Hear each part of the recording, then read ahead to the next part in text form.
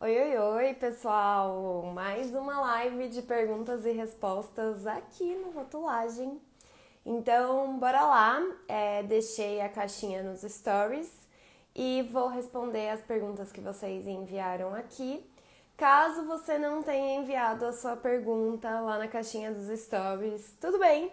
Pode mandar aqui nesse balãozinho que tem um pontinho de interrogação que eu respondo aqui pra vocês, tá bom? Então vamos começar.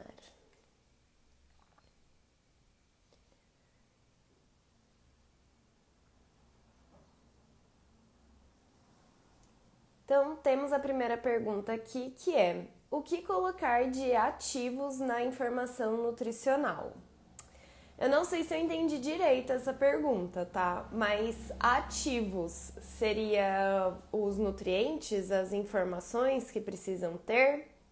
Se for isso, precisa colocar valor energético, carboidratos, proteínas, gorduras totais, gorduras saturadas, gorduras trans, fibra alimentar e sódio, tá? Essas são as informações obrigatórias.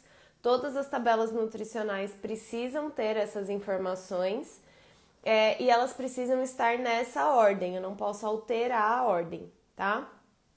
Eu posso colocar depois do sódio também vitaminas e minerais, desde que elas tenham pelo menos 5% do IDR. Tenha pelo menos 5% do IDR. E também posso colocar outras gorduras, então gordura monoinsaturada, gordura poliinsaturada e colesterol abaixo de gorduras trans.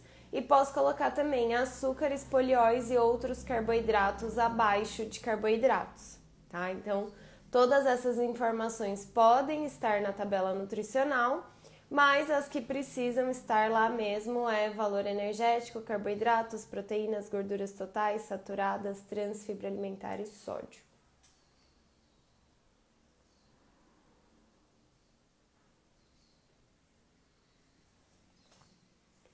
Xarope de glicose pode ser declarado como açúcares na lista de ingredientes? Não, não pode. Tem que ser declarado como xarope de glicose. Primeiro que os xaropes, eles precisam ser declarados como xaropes, tá? Porque é um ingrediente diferente.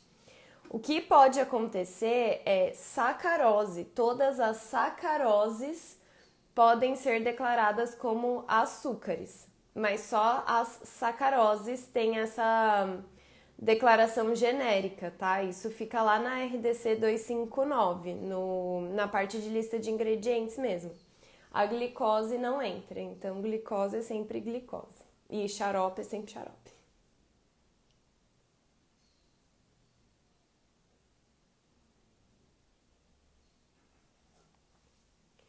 Plant-based pode?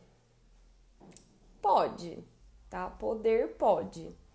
É um pouco complicado porque, assim, a gente não tem regulamentação para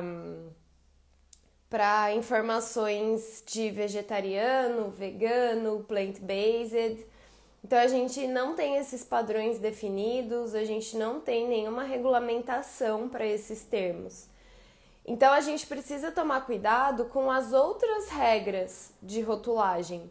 Não induzir o consumidor ao erro, não falar informações inerentes ao produto, não fazer alegações que não possam ser comprovadas e tudo mais. E aí fica um pouco complicado porque, assim, a partir do momento que a gente não tem um padrão que define o que é plant-based, a gente não... É complicado não induzir o consumidor ao erro, entendeu? Pode cair nesse erro muito fácil. Mas pode, desde que não induz o consumidor ao erro, pode usar essa expressão sim no rótulo, tomando cuidado com todas as outras regras de rotulagem. O mesmo vale para vegetariano, vegano, para selos, sabe, de produto vegano, selo de produto vegetariano. Pode pôr, mas tem que tomar cuidado.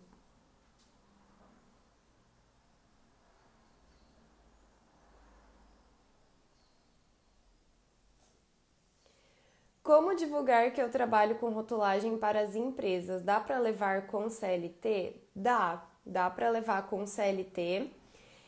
Tem que tomar alguns cuidados, tá? Eu sempre falo que você precisa entender se a sua empresa não vai ver isso como uma concorrência desleal, se a sua empresa não vai achar ruim de você estar fazendo uma consultoria além de estar trabalhando na empresa. Então tem que tomar certos cuidados, porque eu sei da história de uma pessoa que ela começou a trabalhar, não era nem com consultoria em si, mas ela começou a ter um negócio paralelo na mesma área que ela atuava como CLT dentro de uma empresa, e quando a empresa descobriu, mandaram ela escolher, tipo assim, então ou a empresa ou o seu negócio. Se você não excluir tudo que você já fez e deletar tudo, você tá fora da empresa. Então isso pode acontecer, então tem que tomar alguns cuidados, mas que dá pra levar, dá. É claro que a sua energia vai estar muito mais em uma coisa, né? Não tem como você colocar a mesma energia nas duas coisas. Mas dá pra ir começando sim na rotulagem como consultoria, enquanto você tem o seu trabalho CLT. E como divulgar o trabalho de rotulagem para as empresas? Existem N maneiras. Você pode fazer tipo como se fosse um portfólio do seu trabalho, se apresentando como profissional, quem é você, quais são as suas expertises, o que é o trabalho com rotulagem e tal. Faz um material bem bonitinho de PDF. Você pode fazer isso no Canva mesmo. E manda por e-mail para as empresas, ou se você tiver o contato de alguém, manda por WhatsApp, se apresenta. Ou você pode fazer prospecção mesmo, já entra em contato com as empresas, oferecendo o seu serviço, se apresentando, falando quem você é. Então, assim, tem N maneiras de divulgar o seu trabalho. Você pode ir até a empresa, se for o caso, se forem empresas da sua região, da sua cidade, se você tiver tempo para fazer isso.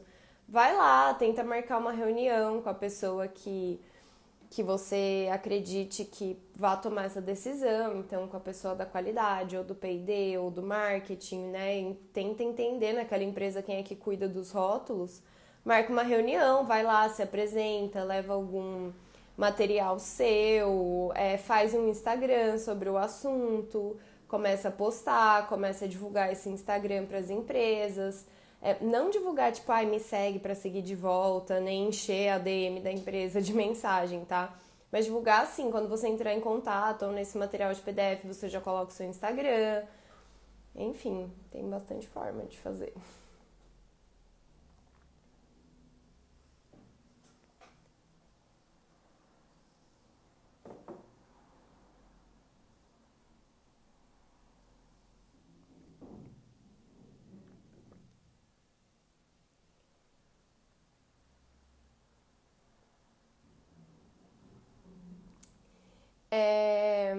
Pessoa que mandou a dúvida sobre o corante amarelo tartrazina no direct, explicando melhor. Gente, direct não rola, eu não consigo ver nem 1/5 dos directs que tem lá. Então, não vi o seu, porque eu não vi nenhum sobre corante tartrazina. Se você tiver por aí, ou se você puder mandar essa dúvida melhor explicada na caixinha, eu posso te responder. Por direct, não vai rolar.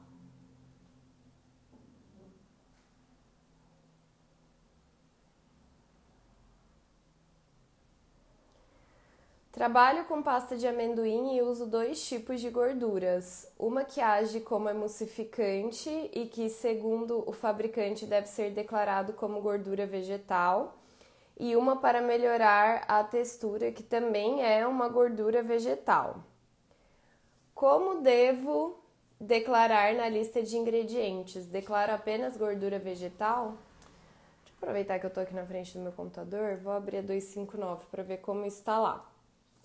Porque essa questão de declaração genérica de ingrediente fica na RDC 259, na parte de lista de ingredientes, tem uma tabela de declaração genérica. Então você tem que ver lá, tá? Sempre tem que ver lá. Essas coisas de, posso declarar só queijo? Posso declarar só carne de frango? Posso declarar só óleo vegetal? Posso declarar só gordura vegetal? Tudo isso tá na 259, gente, na parte de lista de ingredientes. É uma legislação básica, assim, todo mundo Deveria conhecer a 259, né? Que trabalha com rotulagem, pelo menos. Mas vamos ver aqui. Então, ó, óleo refinado, gorduras refinadas, exceto a manteiga. Eu posso declarar gorduras juntamente com o termo vegetal ou animal, de acordo com o caso.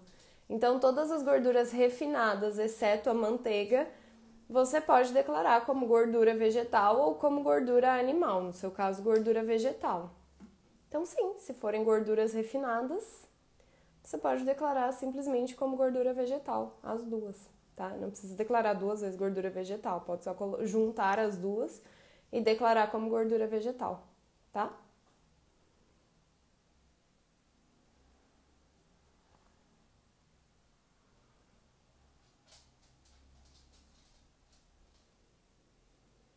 Uso vários edulcorantes na formulação de pasta de amendoim sem adição de açúcares. Posso colocar o limite máximo de cada um deles segundo a RDC 18 ou tem algum outro critério que devo seguir? Vamos abrir a RDC 18 aqui.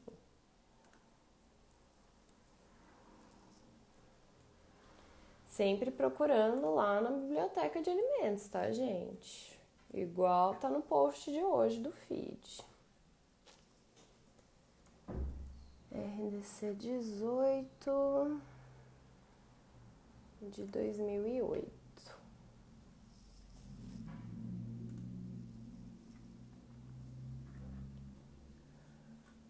Então, a gente tem aqui a lista dos edulcorantes com os limites máximos de gramas de edulcorante por 100 gramas ou 100 ml do produto. E aí tem alguns aqui que tem, por exemplo, o acessulfame de potássio para alimentos e bebidas para o controle de peso pode estar presente em uma quantidade máxima de 0,035 gramas por 100 gramas do alimento. Então é isso que você precisa seguir. Só que aí você falou que você usa vários, né? Então, se você usa o limite máximo de cada um deles, eu acredito que não tenha problema. Se a junção dos edulcorantes precisar ter alguma questão, isso vai estar escrito aqui, tá? Então, você pode ver que do lado de algumas quantidades tem um númerozinho. Por exemplo, aqui na estévia, né? Glicosídeos de esteviol. Para alimentos com substituição total de açúcares é 0,06 e aí entre parênteses tem um setezinho. Embaixo da tabela tem essas legendas. Então, o que esse 7 significa? Que é exceto para gomas de mascar, que o limite máximo é de 0,24 gramas por 100 gramas. Então, eu acredito que não tenha problema, não. Tem algumas restrições aqui embaixo, você precisa ver no caso a caso, tá? Mas, de forma geral, se todos esses edulcorantes puderem ser combinados e não tiver nenhuma restrição ou nenhum aviso na própria legislação dizendo que caso você combine o X com o Y, esse resultado máximo não pode ser superior a tanto, se não tiver esse aviso, você pode usar, assim, o máximo de cada um, tá?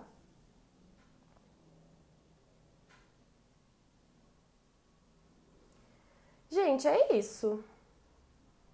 Ah, tem uma nova aqui. Ah, não vou conseguir ler tudo, peraí. Em relação à ordem dos ingredientes.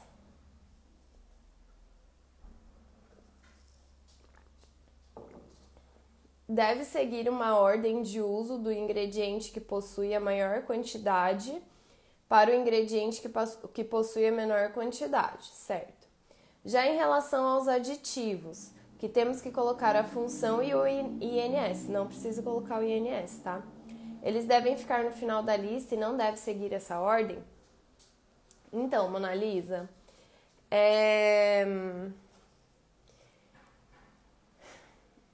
primeiro, os aditivos não precisam trazer o INS, ele é opcional.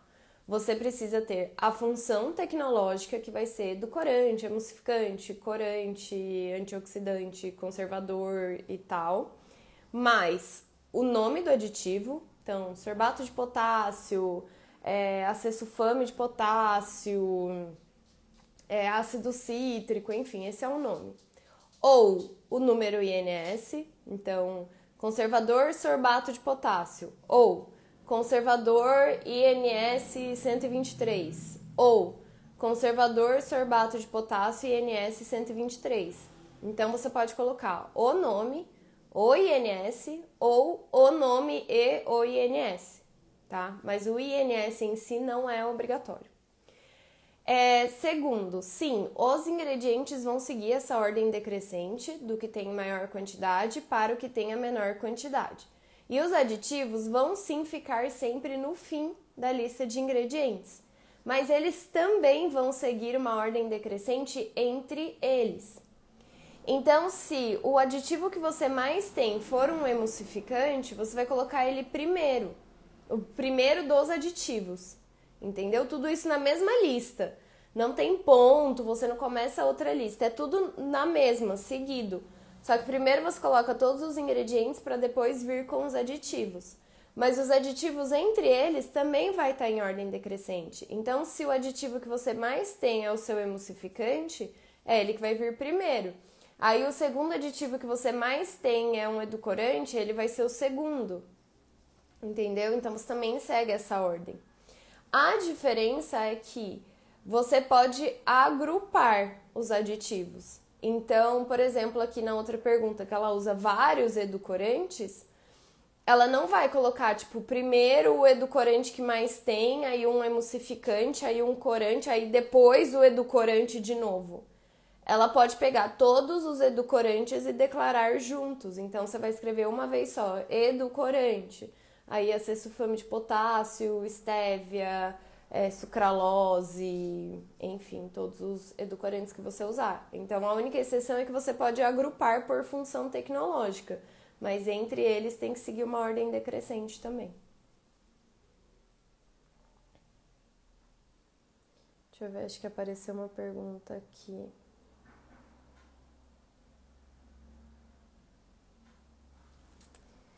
Aline, o que você pensa sobre escrever saudável ou gourmet no rótulo? Então, Meire, primeiro que eu acho bem diferente, são questões bem diferentes você escrever saudável ou gourmet, tá? Porque quando você diz saudável, você está fazendo uma alegação de saúde no seu alimento. E aí é até o que eu tô devendo falar aqui nos stories sobre alegações funcionais e de saúde. Mas você não pode alegar que um alimento é saudável. Saudável por quê? O que ele está fazendo? Você consegue comprovar? Você tem estudos? A Anvisa te deu a possibilidade de falar que ele é saudável? Então, essa é uma alegação muito diferente de gourmet, que é só uma alegação de qualidade, tá? Em produtos de origem animal, já é permitido você escrever gourmet, desde que você explique o porquê aquele produto é gourmet, tá? Então, isso está no RISPOA. Na atualização do RISPOA veio isso como permissão, essas alegações de qualidade, desde que você explique o porquê, para não induzir o consumidor ao erro. E eu já perguntei para a Anvisa também sobre essas alegações de escrever gourmet nos rótulos, e eles me responderam basicamente a mesma coisa, que você pode escrever, desde que você não induza o consumidor ao erro. Então, se você escrever e você deixar claro do porquê que você está falando que o seu produto é gourmet, até pode, entendeu? Você não vai ter muito respaldo para fazer isso, mas pode. Agora, saudável de jeito nenhum, de jeito nenhum. Suco de fruta é isento de registro no mapa quando é comercializado no mesmo local de fabricação e envase? Não, suco de fruta precisa de registro no mapa. Gente, é isso então, né? Comecei a live, ninguém avisou que a live começou, live na hora do almoço. É sobre isso. Então, vou ficando por aqui, vou deixar essa live salva. A caixinha continua nos stories, então se quiserem mandar perguntas lá, mais tarde eu dou mais uma olhadinha e respondo mais algumas nos stories mesmo, tá bom?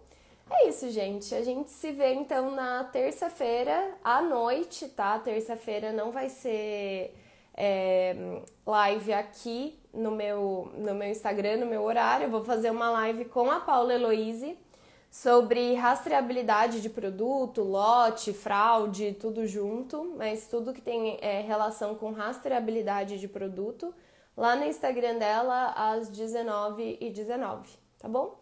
Então é isso, vou ficando por aqui. Um beijo, tchau, tchau!